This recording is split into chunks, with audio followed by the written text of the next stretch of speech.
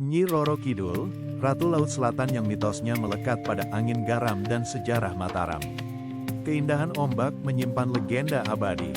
Ia bersekutu dengan Panembahan Senapati, mengisi perjanjian dengan meditasi di Parangtritis. Darat dan laut bersatu dalam kekuasaan. Ia menjaga keseimbangan alam, melindungi nelayan yang hormat, menegur yang sombong. Arus laut adalah cermin hatinya.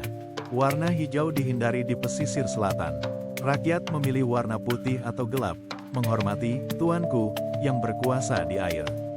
Laut adalah guru kehidupan, kuat, indah, dan membutuhkan rasa hormat. Renungkan sifatnya agar kekuatan alam bersahabat. Di kawasan yang tinggi, masyarakat membangun rumah baru dengan semangat kebersamaan. Mereka menamai jalan-jalan dengan kata derma, mengingatkan bahwa setiap langkah perlu diiringi tangan yang terbuka kepada sesama. Ini menjadi simbol kehidupan yang penuh dengan empati dan kepedulian. Pasar di tepi Situ Bagendit selalu ramai. Pedagang-pedagangnya tidak hanya menjual dagangan, tetapi juga memberikan sebagian hasil kepada yang membutuhkan. Kebiasaan ini menjadikan Luka sebagai pengingat bahwa kebaikan bisa muncul dari kepedulian.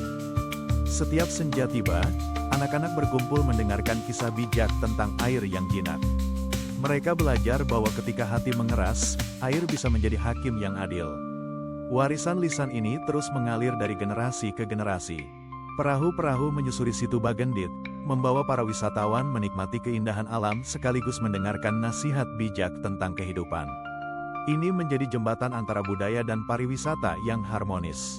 Hikmah Situ Bagendit mengajarkan bahwa kekayaan tanpa dharma, kebajikan, hanya akan mengundang bencana. Seperti air yang selalu mencari jalan, keadilan pun harus terus diusahakan. Ini adalah pelajaran hidup yang tak pernah usang.